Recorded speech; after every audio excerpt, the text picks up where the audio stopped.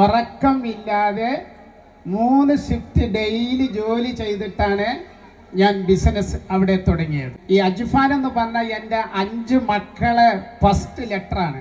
ഇന്ത്യയിലുള്ള ആളുകൾക്ക് ഞാനാണ് ഡ്രൈ ഫ്രൂട്ട്സ് എന്താണ്, ഡേറ്റ്സ് എന്താണ്, നല്ല ക്വാളിറ്റി ഡേറ്റ്സ് എന്താണെന്നുള്ളത് കാണിച്ചു കൊടുത്തത്. ഇന്ന് ഇന്ത്യയിൽ 14 സ്റ്റേറ്റിൽ 202 ഔട്ട്ലെറ്റ് റൺ ചെയ്യുന്നുണ്ട്.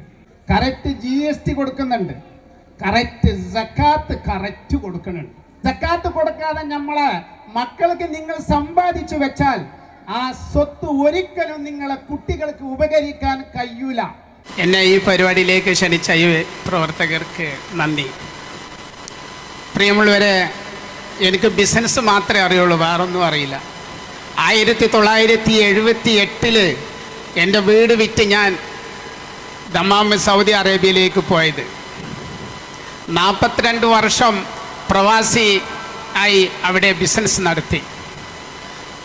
2009 അവിടെ വളരെ മോശമാണെന്ന് കണ്ടപ്പോൾ അവിടുത്തെ ബിസിനസ് കംപ്ലീറ്റ് ഇന്ത്യയിലേക്ക് കൊണ്ടുവരാൻ തീരുമാനിച്ചു.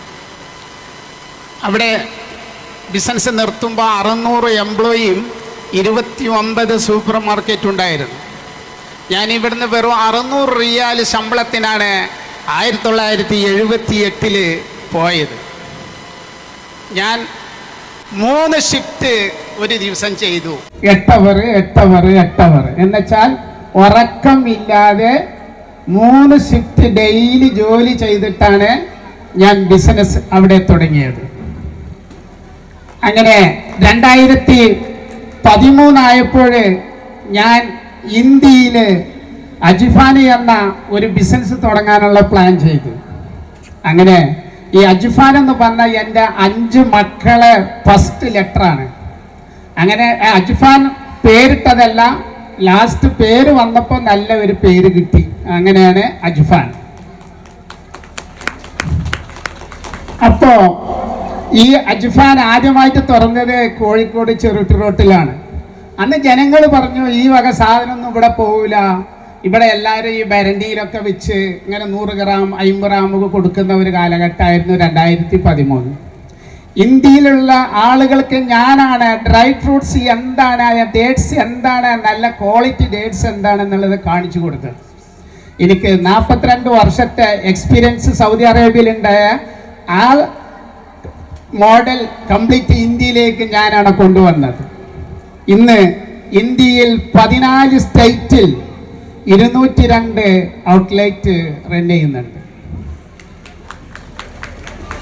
2400 എംപ്ലോയി എൻ്റെ കൂടെ വർക്ക് ചെയ്യുന്നുണ്ട്. ഇന്ന് ഇന്ത്യയിൽ തന്നെ ഏറ്റവും അധികം ഡ്രൈ ഫ്രൂട്ട്സിൻ്റെ കമ്പനി നമ്മളെ കമ്പനിയാണ്, അജ്ഫാനാണ്. എന്തുകൊണ്ടാണ് അജ്ഫാൻ ഇത്ര 12 കൊല്ലം കൊണ്ട് ഇന്ത്യ മൊത്തം എത്താനുള്ള കാരണം? ഞാൻ കറക്റ്റ് ഇൻകം ടാക്സ് കെട്ടുന്നുണ്ട്, കറക്റ്റ് GST കൊടുക്കുന്നുണ്ട്, കറക്റ്റ് സക്കാത്ത് കറക്റ്റ് കൊടുക്കുന്നുണ്ട്. നമ്മളെ മുസ്ലിമിനോട് അള്ളാന്റെ റസൂല് നമ്മൾ പഠിപ്പിച്ചു 5 കാര്യം നിങ്ങൾ പ്രവർത്തിക്കണം, 6 കാര്യം വിശ്വാസമാണ് എന്ന്. അതിൻ്റെ 3ാമത്തെ കാര്യമാണ് സക്കാത്ത് കൊടുക്കൽ. സക്കാത്ത് കൊടുക്കാതെ നമ്മളെ മക്കൾക്ക് നിങ്ങൾ സമ്പാദിച്ചു വെച്ചാൽ ആ സ്വത്ത് ഒരിക്കലും നിങ്ങളെ കുട്ടികൾക്ക് ഉപകരിക്കാൻ കഴിയൂല. അത് സത്യമാണ്. എന്തുകൊണ്ട്? കണ്ടുപഠിക്കങ്ങള്. അജ്ഫാൻ സക്കാത്ത് കൊടുത്തപ്പോൾ കുറവല്ല വന്നത്, ഇന്ന് 500 കോടിന്റെ ടേൺ ഓവറുള്ള കമ്പനിയായി മാറി. എന്തുകൊണ്ട്? കഴിഞ്ഞ വർഷം 4.25 കോടിയാണ് സക്കാത്ത് ഞാൻ കൊടുത്തത്. കഴിഞ്ഞ കൊല്ലം 40 വീട് തുറന്നു കൊടുത്തു. 86 മുതൽ തുടങ്ങിയതാണ് വീടുണ്ടാക്കല്. ആർക്കും അറിയില്ലായിരുന്നു. അന്ന് മുതൽ സക്കാത്ത് ഞാൻ കൊടുക്കുന്നുണ്ട്. ഈ വർഷം 6.5 കോടിയാണ് സക്കാത്ത്. സക്കാത്ത് എനിക്ക് പറയാം, ഞാൻ കൊടുക്കുന്നതാണ്, കൊടുക്കാതെ കളവ് പറയുന്നതല്ല. ഈ വർഷം 60 വീടാണ് നിർമ്മിക്കുന്നത്. വീട് മാത്രമല്ല, ഞങ്ങൾ മറ്റത്തൂരിൽ ഒരാൾ പോലും പട്ടിണി കിടക്കാൻ പാടില്ല എന്നാണ് എൻ്റെ ഉദ്ദേശം. ഇനി ജീവിക്കുന്നത് മക്കൾക്ക് വേണ്ടി, നാട്ടുകാർക്ക് വേണ്ടി ജീവിക്കാനാണ് ഞാൻ പ്ലാൻ ഇട്ടത്. അതുകൊണ്ട് ഇപ്പൊ കഴിഞ്ഞ പ്രാവശ്യം എൻ്റെ നാട്ടിന് ഒതുക്കുങ്ങൽ പഞ്ചായത്തിന് വേണ്ടിയിട്ട് ഒരു ഷെയർ എടുത്തിട്ട് നാട്ടുകാർക്ക് വേണ്ടിയിട്ട് ഒരു ഫാക്ടറി തുറക്കാമെന്ന് പറഞ്ഞിട്ടുണ്ട്. ഞാൻ 8 വയസ്സിൽ തുടങ്ങിയ ബിസിനസ്, എൻ്റെ ബ്രെയിൻ മൊത്തം ബിസിനസ് മാത്രമേ ഉള്ളൂ. ഇന്ന് ഇന്ത്യയിൽ എത്രയെത്ര വലിയ വലിയ കമ്പനിക്കാരും വലിയ വലിയ ബിസിനസ്മാൻമാരുണ്ടായിട്ട് ഇത്രയധികം ഷോർട്ട് ടൈം കൊണ്ട് ഞാൻ 500 കോടി ഈ സമയം കൊണ്ട് എത്തിച്ചേക്കണമെങ്കിൽ 28-ല് ഞാൻ ഉദ്ദേശിക്കുന്നത് 1000 കോടിയാണ് ഇൻഷാ അല്ലാഹ്. ഇതിൻ്റെ ഒക്കെ വരുമാനം നമ്മളെ നാട്ടിലെ പാവങ്ങൾക്കാണ്. അടുത്ത കഴിഞ്ഞ മിഞ്ഞാന്ന് 5 വീട് കൊടുത്തു. അതിൽ ഒരു വീട് കൊടുത്തത് കൊണ്ടോട്ടിയിലാണ്.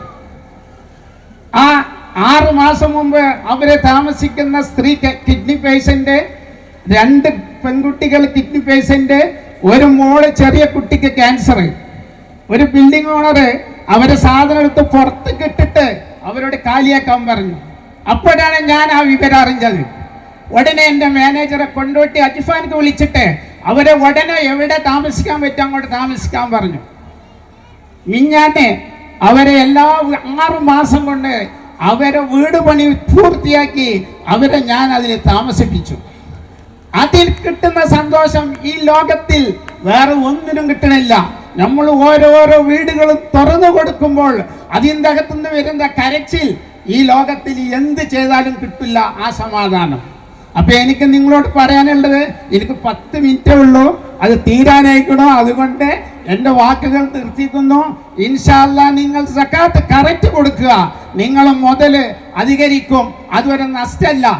നമ്മൾ പോകുമ്പോൾ 3 കഷ്ടം തുണി മാത്രമാണ് നമുക്ക് കിട്ടുക. ഇതൊക്കെ ഇവിടെ ഇട്ടിട്ട് നമ്മൾ പോകും.